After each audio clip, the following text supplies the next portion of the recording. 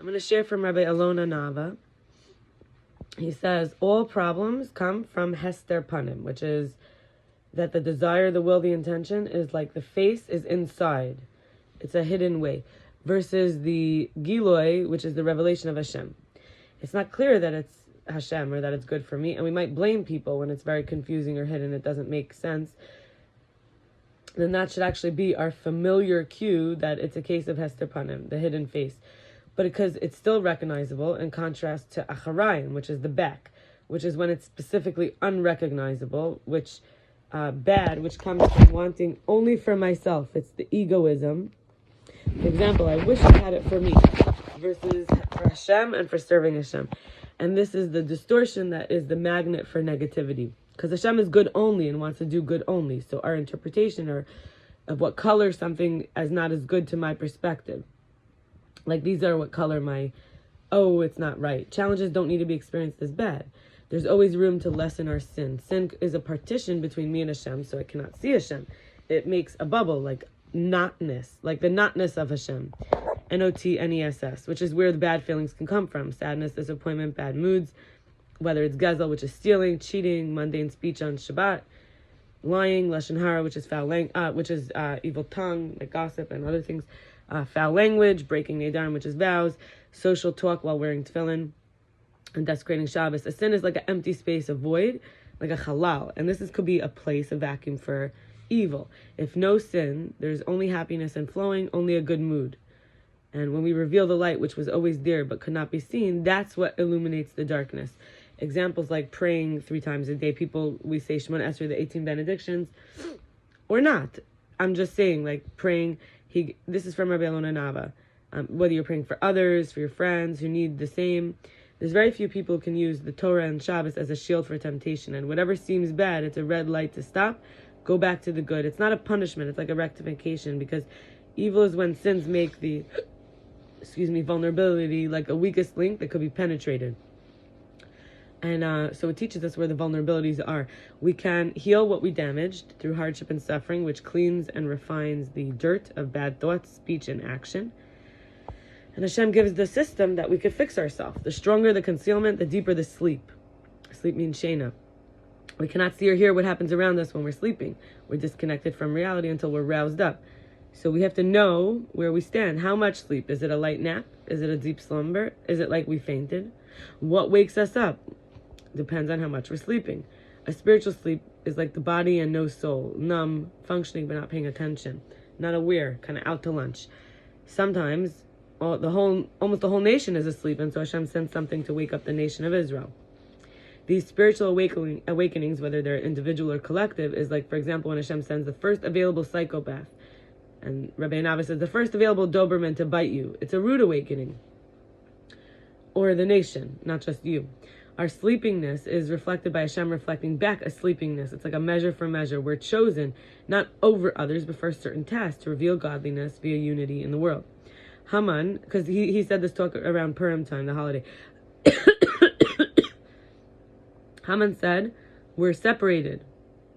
We're scattered. That was why he thought he could manage to overpower our protection. It's when we don't accept each other. When we allow Hashem in every second, there's a miracle every second. And we can let go of any baggage of hate that we think hurts the other person. Really, it hurts us because we have to carry the heavy hate in our load and our baggage. When everything has its polarity, like cursed is Haman, blessed is Mordechai, it's possible for something to seem good or something to seem bad. But from above, like in Purim and Yom Kippur, which is the Day of Atonement, which is like also considered like Purim, Yom Kippur, the day like Purim, there's nothing to hate or be mad about. It's all good, all from Hashem, all clearly seen. Like as if you're looking from the clouds. It's a high level of recognition that no one and nothing can do anything without Hashem's permission, and it's all from Hashem's agency because it's all one. Because Hashem has no polarity. And from in the ascension, there's no sin, empty places, no voids.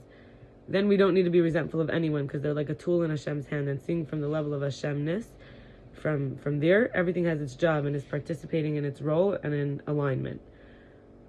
No one can move a finger if Hashem did not permit. Clarity is when we know what to do and we don't have a clue how many times Hashem saves us from what we didn't see because it was hidden, like a ditch, an accident. And as we get unstuck from opinions and addictions and energies that control us, Hashem can dwell within. If we don't have that dirt, like if we can reach a level beyond the polarity of good and bad. This is like from learning Torah, giving charity, having a Shabbos meal, sharing our portion. I want to share in Proverbs 23:2. Now so that was all from Alon and Anava. In Proverbs, which is mishlei, 23:2, it says, thrust a knife into your gullet, your appetite, if you're a person of spirit. Rashi, and that's just such a powerful quote.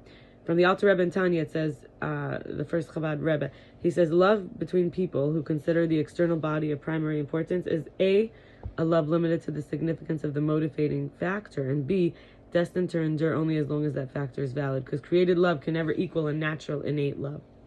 Rashi, commentator, nicknames, and other commentators for the 5 books of Moses, the 5 Torah books, Sefer Yetzirah, about creation, which is Bereshis, Sefer Geula, which is Exodus, Shemos, Sefer Kohanim, which is priest, which is Leviticus, Vayikra, Sefer Pekudim, which is countings and numbers, which is Bamidbar, and Mishnah Torah, repetition of the Torah, which is Devarim, Deuteronomy, and that's Rabbi David Orlofsky.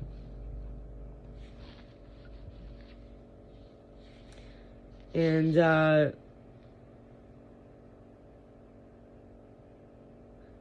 going to share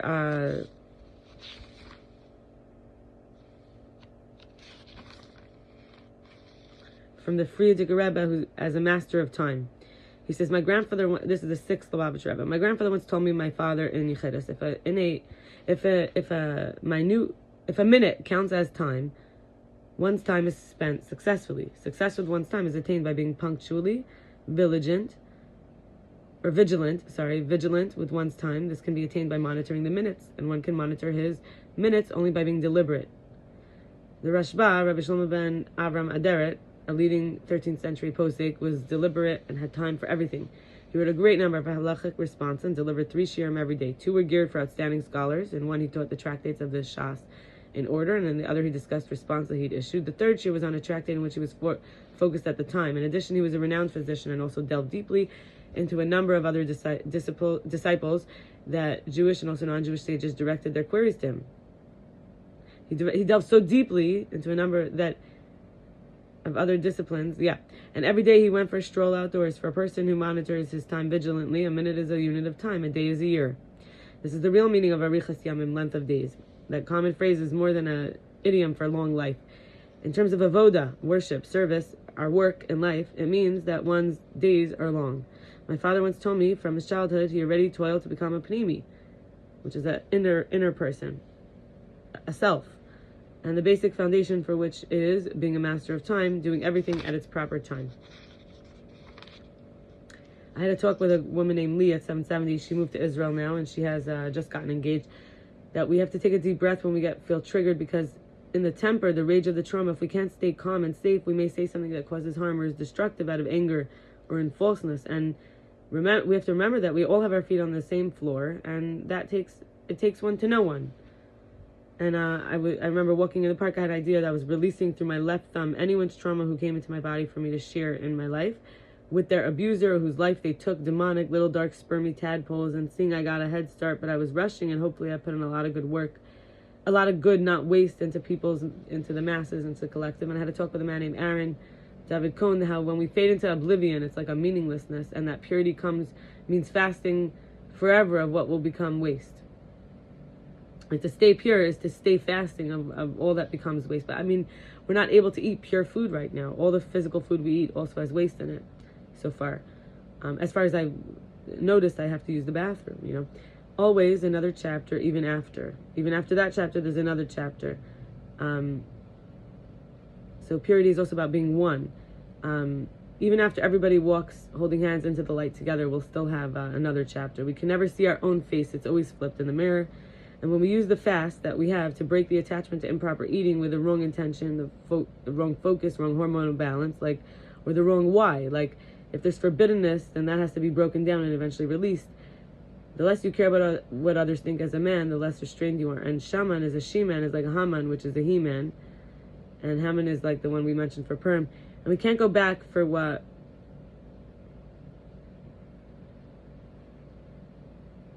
Oh, wait.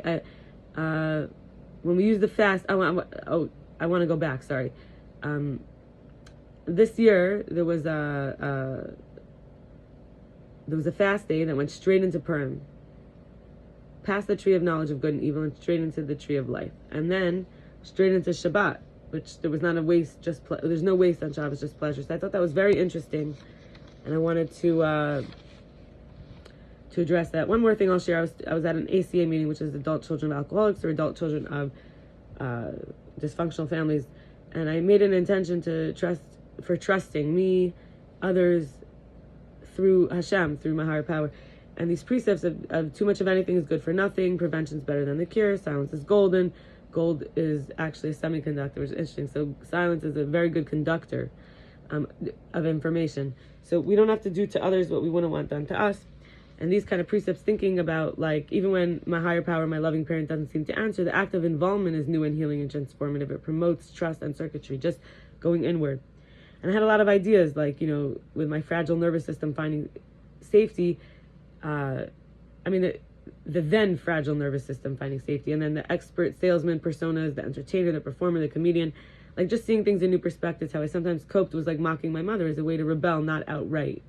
And that nurture and investment in self-care and self-believing in myself, like when rejected or devalued, that I would do it to myself. So it's kind of the self-bonding that changes the whole schema.